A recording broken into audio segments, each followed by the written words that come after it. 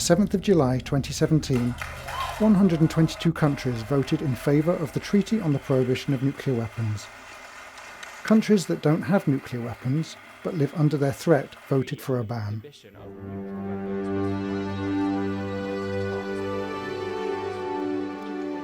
Without the knowledge of most of their citizens, the governments of the world's nuclear powers didn't vote, and yet the ban went ahead. Something new is happening.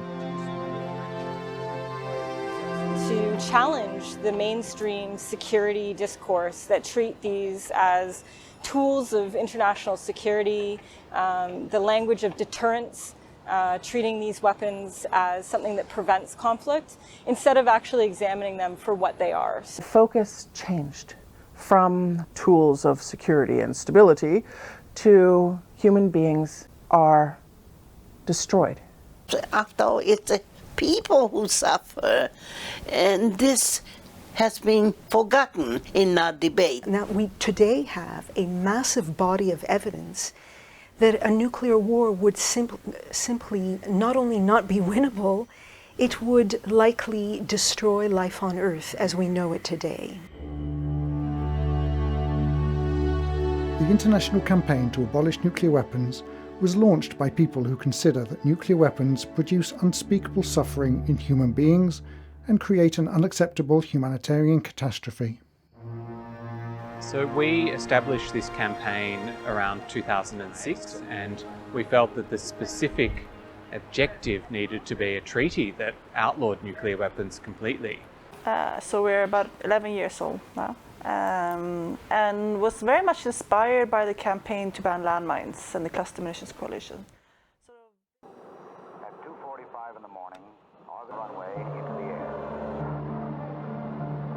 On August the 6th, 1945, a uranium bomb was dropped on Hiroshima. At that moment, I saw in the window the tremendous flash.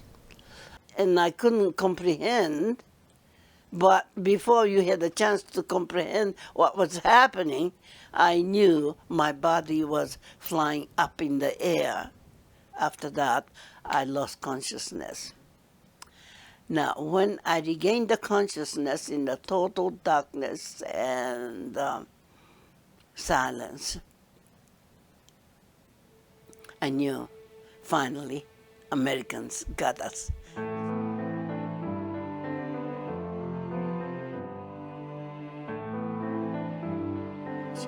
Also, it happened at 8:15 in the morning.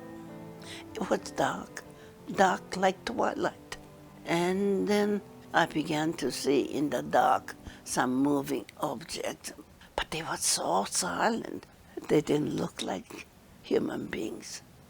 The hair was standing up and all curled up, and skin and flesh were just falling out. Some were carrying the eyeballs in their hands, the skin and the flesh hanging.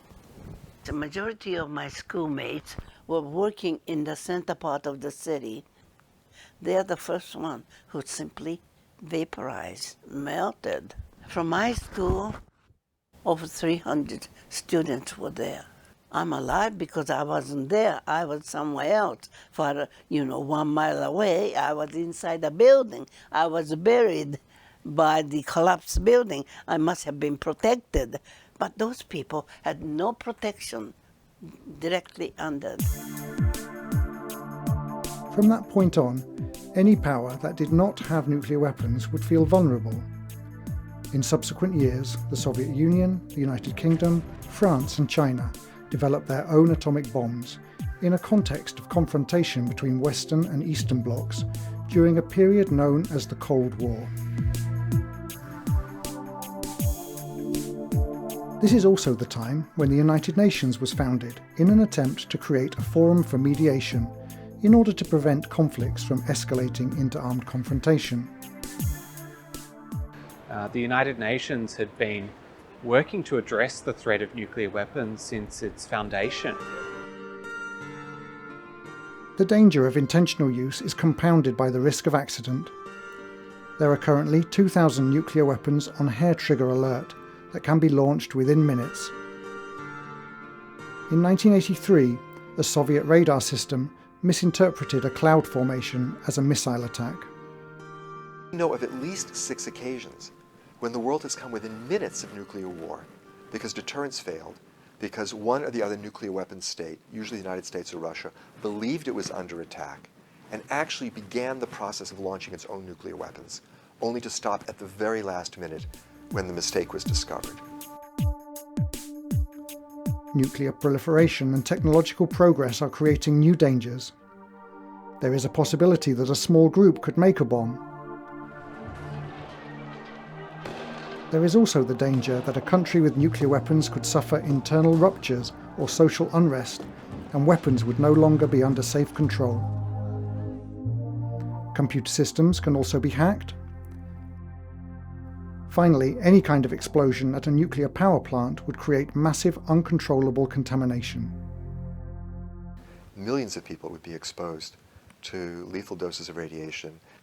So this is an enormous problem, and one which is generally ignored completely. Since the beginning of the nuclear age, warnings and protests from the scientific community followed one after the other and were quickly taken to the streets.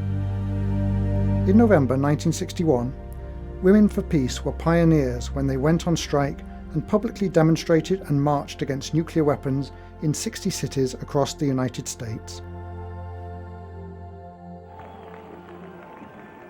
In 1982, 1 million people gathered against nuclear weapons in New York.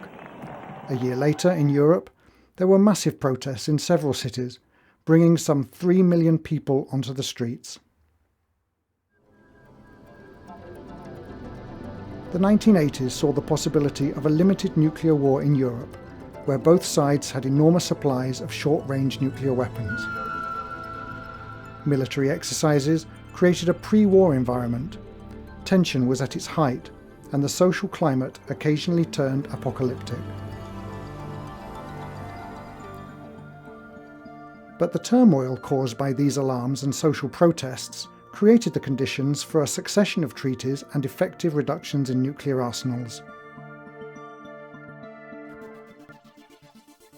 Currently, the 9 nuclear weapon states have almost 15,000 bombs between them, and all of them are more powerful than the one dropped on Hiroshima. The vast majority of nuclear weapons are in the hands of the United States and the Russian Federation. 5 countries host US bombs on their territories, and 28 others are involved in nuclear alliances. But most countries do not have nuclear weapons, nor do they belong to any military alliance.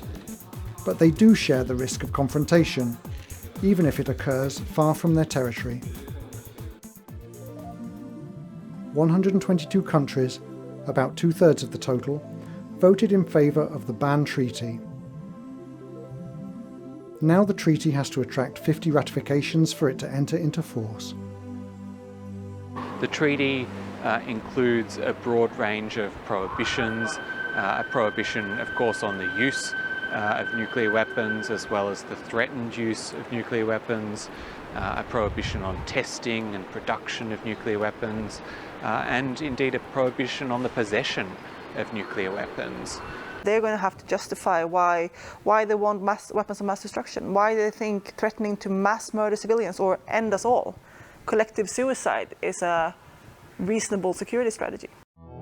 In order for the treaty to be ratified in as many countries as possible, social pressure is paramount. The parliamentary pledge, the cities appeal, divestment campaigns, awareness raising, and mobilisation are necessary for the prohibition to take shape. And then pressure must continue until the stigmatisation of nuclear weapons ends in a real eradication.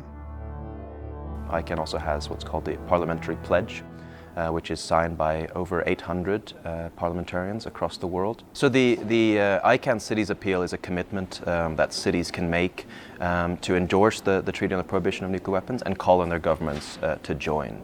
And what Don't Bank on the Bomb does is it gives everyone a pathway to resist nuclear weapons. If you have a bank account, you can do something about nuclear weapons. You can talk to your bank and ask them, do they have a policy on investment? You have a right as a consumer, you have power to do something, to change that. And people are. Estados Unidos cerró su última fábrica de municiones en racimo sin haber nunca firmado la Convención en contra de las municiones en racimo. You know, the U.S. never signed the landmines treaty, but we don't make them anymore and we don't use them. The nuclear weapon ban is a clamour that is uniting people of the world to defend themselves from the military powers. En la historia humana estamos en permanente evolución y los cambios importantes no se dan de la noche a la mañana. Si las personas que estaban luchando por el fin de la esclavitud hubieran pensado que aprobando una ley o un tratado en un lugar muy específico no se iba a lograr, no tendríamos hoy lo que tenemos. One day, the nuclear age will be consigned to our memory like a bad dream that arose in a moment of fear and destruction. We recognise that every person's life is sacred, and we utterly reject nuclear weapons because they produce unspeakable harm and suffering in human beings. We can be successful again as we were in the 80s, and we can save the world again. And we can look ourselves in the mirror and say, hey, okay, I did what I was supposed to do. We Hibaksha had been waiting for the ban for 72 years. Let this be the beginning of the end of nuclear weapons.